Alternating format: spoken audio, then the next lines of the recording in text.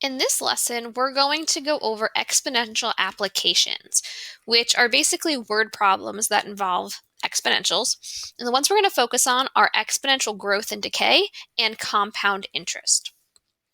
So the first one we're going to look at is exponential growth and decay, and they have a very similar formula. So here is the formula. A of t is equal to a times 1 plus or minus. It's not plus or minus together, it's one or the other, r to the t. So the a of t is the amount after t time periods. The a is your initial amount. The r is your rate of growth or decay as a decimal. And then the t is the number of time periods. So the formula is going to have a plus if it's a growth. The formula will have a minus if it is a decay. So here are two examples. So here's an example of a growth. We have 1,000 as our initial amount. And notice that what's inside the parentheses is greater than 1. So thinking back to the last lesson, we know that when we have a base, which is the number that's being raised to the exponent, when the base is greater than 1, we have a growth function. So since it's greater than 1, it's a growth. And what this really is, if we use the formula up here, is 1 plus the rate. So in this case, the rate has to be 0.065 because 1 plus 0.065 gives me this 1.065. Our rate as a percentage, if I were to move the decimal 2 to the right, this would really be 6.5%. So 6.5% growth rate, and this is how it looks in our formula. For the decay, again, we're starting with the 1,000 initial amount. And notice that what is inside the parentheses here, which is our base that's being raised to the exponent, this is less than 1. So it's between 0 and 1. So again, from last lesson, if our base is between 0 and 1, it is a decay function. And this would be 1 minus the rate. In this case, the rate would be 0.125 because 1 minus 0.125 gives me this 0.875. So as a percentage, this would be 12.5%. So let's look at a couple word problems. So when you're dealing with exponential growth or decay, there are two types of questions that will come up. The first type is when you need to find a of t. So basically you're solving for y. You're solving for the amount after a certain time. So here's our first example. Suppose you deposit $2,000 in a savings account that pays interest at an annual rate of 4%. If no money is added or withdrawn from the account, how much money will be in the account after 3 years? So what I like to do first is kind of identify what my variables are. So a of t is what I'm trying to solve for. So I'm just going to write a of t equals question mark. And then I have my initial amount. So my initial amount is going to be this 2,000. My rate is 4%, but we always want to make sure that we change our rate to be a decimal. So when I'm changing a percentage to a decimal, the decimal point is really after the 4, so like right here. I'm going to move it 2 to the left. So as a decimal, this is 0.04. And then the t, in this case, the time, is going to be 3 years. So first, I'm just going to set this up as an equation. So my basic equation, a of t, is equal to my initial amount, so 2,000. This is a growth because it's paying you interest. So we're going to talk about these keywords here. So when you get paid interest, you're earning it, it's growing. So your amount is going to increase. So this will be 1 plus the rate of 0.04 to the t. So I'm going to go ahead and kind of simplify this a little bit. Since I know that t is 3, I'm going to plug in 3 here. So my amount after 3 years is equal to 2,000. I'm going to add 1 plus 0.04, so I get 1.04. And I'm going to plug in 3 for t. So that is my formula that I'm going to use. And now we just want to plug this into a calculator. So I have my TI-84 up here. You guys should have the TI-84 Chrome extension that you can just use. If you don't, you could use any type of calculator. I'm just going to kind of show you how to enter it in here just to make sure that we're good. So I'm going to put in 2,000. So here I have 2,000 as my initial amount. parenthesis. I'm going to put in that 1.04, close my parenthesis, and then I'm going to raise it. So I'm going to use the caret here, and the exponent I'm using is 3 because it's 3 years, and then I'm just going to hit enter. So that's going to be my amount, and because this is money, I want to make sure that I round it to 2 decimal places so it makes sense in terms of money. So I would have $2,249.73. So I'm just going to go back over here and write my amount. So that would be, like I said, $2,249.73. Example number 2, the average car depreciation rate is 15% per year. If you purchase a car for $19,000, what is the approximate value after 8 years? So again, I'm trying to solve for A of t. So I'm going to put that as a question mark. My initial amount is how much the car costs, which is $19,000. My rate is 15%. But I need to change this to a decimal. So I'm going to move it twice to the left. So I get 0.15. And then the time is 8. So again, to just kind of write my basic formula, I have A of t equals, I'm going to use 19,000 as my initial amount. Now, this says the car depreciates, right? It's a depreciation. So what that means is that it's losing value. So when you buy a car and you drive it off the lot, as soon as you drive it off, the amount for the car is going to decrease. So a keyword here would be depreciation or decreases, something that indicates that we're using a decay. So what we're going to use here is 1 minus 0.15, right? We're subtracting the rate because we have a decay function to the t. And then again, just to kind of plug in things and simplify it a little bit, my t is 8. So the amount after 8 years is going to be that initial amount of 19,000. When I do 1 minus 0.15, I'm going to get 0.85. And then instead of t, I'm plugging in 8. So again, I'm just going to plug this right into the calculator. And just for time purposes, I'm not going to show how to plug it in, but you can rewind and watch how I plugged in the previous one. And again, if you round it to 2 decimal places because it's money, you should end up with $5,177.32. So that's how much the car would be worth after 8 years. Now, exponential growth and decay is not just used in terms of money, in terms of bank accounts or cost of cars. We can also use it for populations as well. So just here's an example using a population. So in 2019, there were 1,570 bears in a wildlife refuge. In 2020, the population had increased by 20%. If this trend continues and the bear population is increasing exponentially, how many bears will there be in 2024? So again, I'm just going to kind of map this out. So in this case, I'm starting in 2019. So what 2019 is going to actually represent is going to be t equals 0. So when I start out, when this research started, it was the beginning, so t is equal to 0. I want to figure out 2024. So from 2019 to 2024, if t is 0 in 2019, that means in 2024, t is going to equal 5. Right? It's an increase of 5 years. So I'm not going to plug in 2024. That's going to be a really huge number. So we're making this a little bit easier for us by initializing 2019 as t equals 0. Okay, so again, I'm going to kind of identify what I need. So I need to figure out A of t. That's my question mark. My initial amount is 1,570. That's how many bears we started with. The population is increasing, so it's going to be a growth, and the rate is 20%. Again, let's change that to a decimal, so 0.20. And then our time we said is going to be 5. So I'm going to plug this in here, and I have A of t is equal to my initial amount of 1,570. We said that this is a growth, so 1 plus 0.20 to the t. So we want to figure it out after 5 years. So we have 1,570 times 1.20 to the 5th. And again, we're just going to plug this straight into the calculator. When we do that, though, we're going to get 3,906.6 0.66 whatever.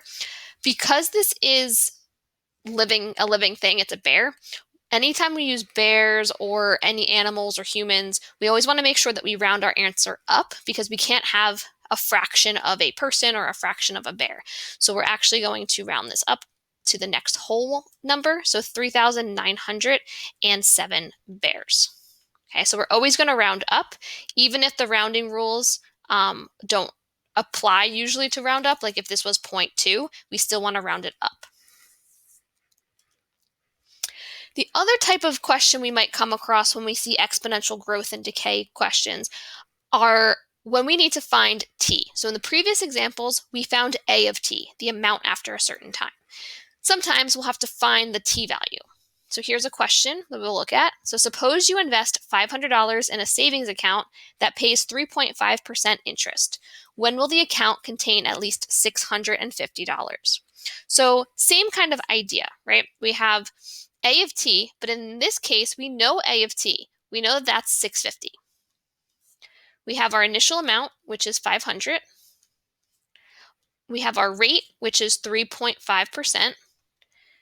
We must change that to a decimal. So I'm going to get 0.035.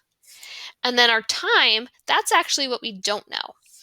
So we're still going to set it up the same type of way. A of t is equal to 500.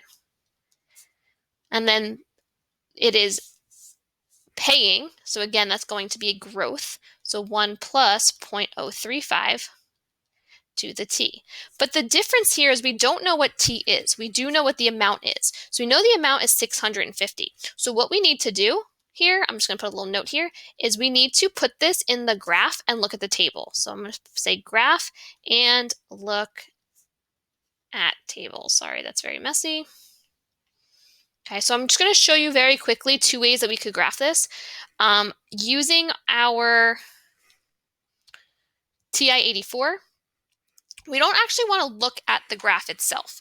We want to look at the table. So I could go to y equals, and I can type in my function, so 500, parenthesis, 1.035, to the, and I'm going to use x, which is this button right here. And I'm going to hit enter. Okay, I don't really want to hit graph. I don't want to see what the graph looks like. I want to look at the table. So I'm going to hit the second button, and I'm going to hit the button that says graph because you can see it says table in blue right above it. What I'm looking at here are my x's and my y's. The y's are the a of t values.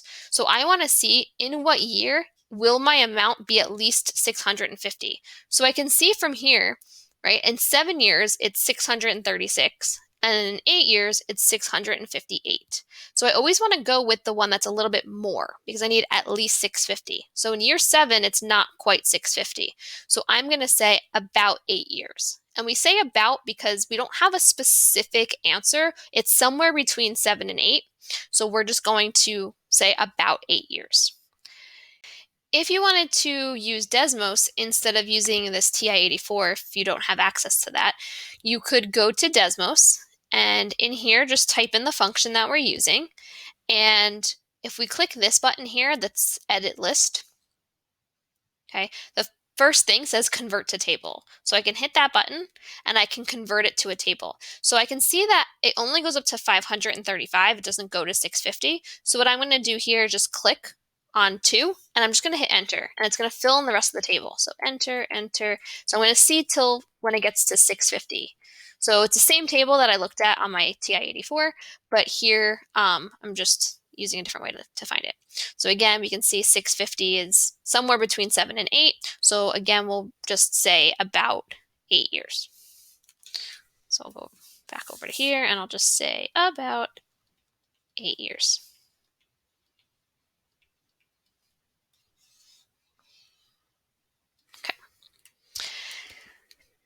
Another type of function that we'll come across is compound interest. So compound interest is this formula that you see. A is for the final amount, so the amount after t years. It's the same thing as a of t, so you can call it a or a of t, whatever you prefer. P is our principal. That just means our starting amount. So that's like our a in the previous problems. R is our interest rate, and again, that's going to be as a decimal, so we want to make sure we convert any percents to decimals. N is our number of interest periods per year, and T is going to be our time in years. Okay, so here's our formula. So let's look at how we would use that. So a total of $12,000 is invested at an annual interest rate of 9%. Find the balance after 5 years if it is compounded, and then there's different ways we're going to compound it. So the first way we're going to compound it is quarterly. So when you compound something quarterly, quarterly means 4 times a year. So my N, or my number of interest periods, in this case here, is going to be 4. So I'm going to use this formula and I'm going to replace it with all of my information that they told me. Okay, so I know, I'll just make a little note kind of maybe over here in the corner, because I'm going to use this information for all of them. P, which is the principal, is going to be 12,000. That's my initial amount here. I also have a rate of 9%, but remember we must change that to a decimal, so it's going to be 0.09, and our T in all these cases is going to be 5 for 5 years.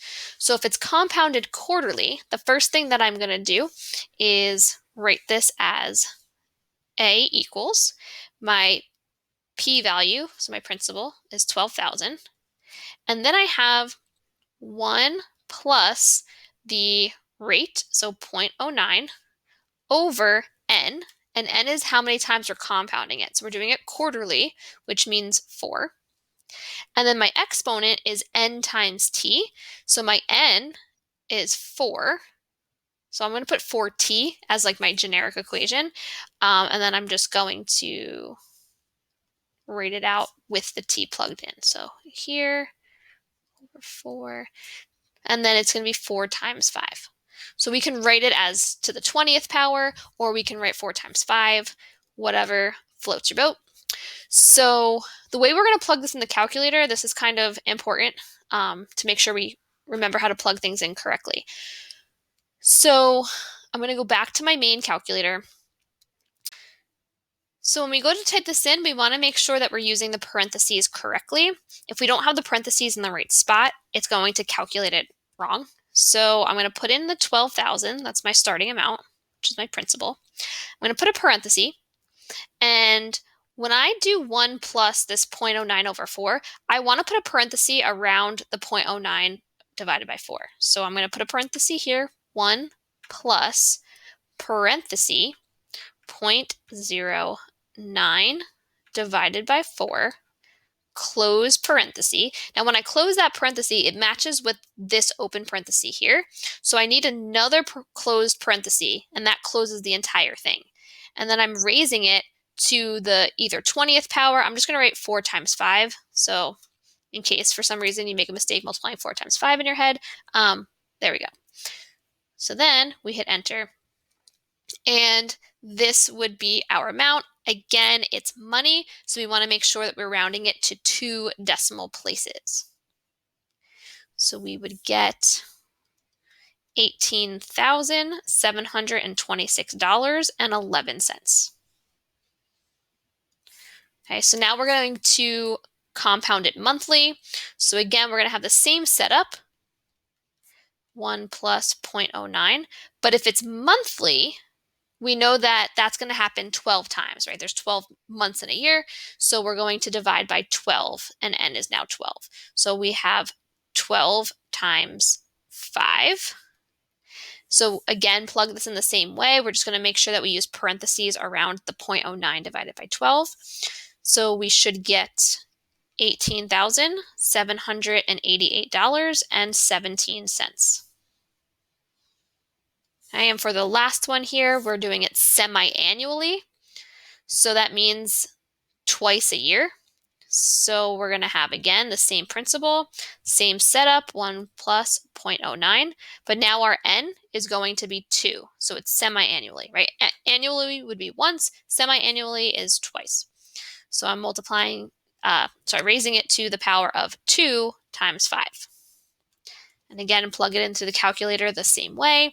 And we get $18,635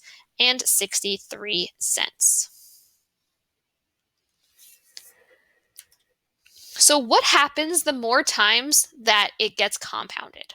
Right, so we're going to look at just the interest part of the formula. So we're just going to look at the 1 plus the rate over n to the nt. But what we're going to do here, so we're excluding the principal, and we're just going to assume that the rate, so the number on top, is 100% or 1, and that the time in years is also 1. Right, so n times 1 is just going to give us n. If we increase n, the number of which is the number of periods, we're going to see what happens. So the smallest thing that we have is yearly, right? If we compound it yearly, that means 1 time, so our n is 1. Semi-annually means 2, quarterly means 4 times, monthly is 12 times, weekly is 52 times, daily is 365, hourly, every minute, every second. As you look at these values, we have 2, 2.25, 2.44, 2.6, da da da da. As it continues, the higher that n gets, we want to see what's happening to our number. So it looks like it's pretty much staying around the same number, the higher that we get with our n. And that's really important. So what does compounding the interest more often approach? That is the number e. So you might have seen a little e written before. On your calculator, I'll kind of show you where that is. There's a big E, which signifies scientific notation. That's like 10 to the something power. That's not what we're talking about. We're talking about the little e. So the little e is a constant. So just like pi is a symbol and it stands for 3.14, e stands for this number here. Okay, so as n approaches infinity, that means as n is getting larger and larger and larger and larger. So like the more times that we're compounding this, it's going to approach this value of e. And this is important because there is another type of compounding called compounding continuously. So this just means if we were going to compound the interest every second of every day all the time. Okay, so we have compounding like quarterly, monthly, all that stuff we talked about. But if we are continuously compounding it, we're going to use this formula. A equals PE to the RT. And it's very similar to the other formula where we have A as our amount after T years. We have P, which is our principal, our starting amount. E is going to be that constant. R is our rate. And again, make sure that that's a decimal. And T is going to be our time in years. So let's look at a few examples of this. So on the day of a child's birth, a deposit of $25,000 is made in a trust fund that pays 8.75% interest, compounded continuously. Determine the balance in this account on the child's 25th birthday. Okay, so A is what I'm trying to find, right? That's my final amount. My P, that's my starting amount. That is $25,000. My R is 8.75%. But again, I have to change that to a decimal. So that's going to be 0.0875.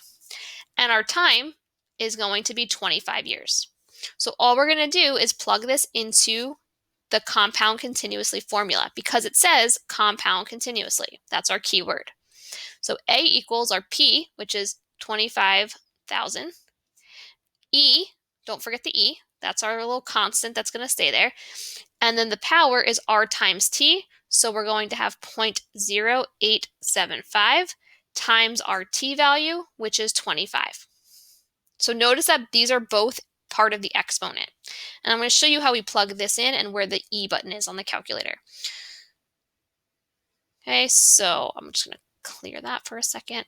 So I'm going to put in the principal. So that's 25,000. Now the E button, see that little blue tiny E? Okay, so what we're going to do is hit the blue second button, and then we're going to hit the division button because we see that little blue E. And that's going to give us that little E. And then we're going to raise that, so use the exponent, and it's going to be, I'm just going to multiply them together, so 0.0875, which is our rate, times our time of 25. And I'm going to hit enter. Okay, so it should look like that in your calculator. Okay, it's very easy to forget the little e. Don't forget the little e. That's Most important part of this. And again, this is money, so we're going to round it to 2 decimal places. So we have $222,822.57. So I'm just going to go back here and write our answer. So A is equal to $222,822.57. Okay, so we'll just look at one more. So you invest $2,000 into an account that pays 5.1% annual interest. How much is in the account after 3 years if the account is compounded continuously? So again, we're trying to find A. P is our starting amount, which is 2,000. Our rate is 5.1%. Again, change that to a decimal, so 0.051. And here our T is equal to 3. Because we're compounding continuously, we're going to use that formula. So we're going to have A equals our initial amount of 2,000, E to the 0.051 times 3. If we plug that in the calculator correctly, we should end up with $2,330.65. Okay, so kind of as a little recap, just to make sure that we know what we're looking for. Okay, here's a little keyword recap. So anytime you see the word in a word problem that says grows, pays, earns, anything like that where it's going to be growing, we're going to be using the exponential growth function. When you see a keyword that's depreciates or decreases or loses, that will be an exponential decay. And then if it says compounded, we want to make sure we focus on the word that comes after it. So if it's compounded quarterly, monthly, semi-annually, daily, some amount, that's going to be our compound interest. And then if it's compounded continuously, and that's the main keyword here, if it says continuously, then we're going to use the compound continuously function. Okay, so it's very important that you can identify which keyword goes with which of the 4 functions. All right, so for homework, you guys are going to try these problems and make sure you have a calculator handy for these. And just make sure that you write the equations out and show your work.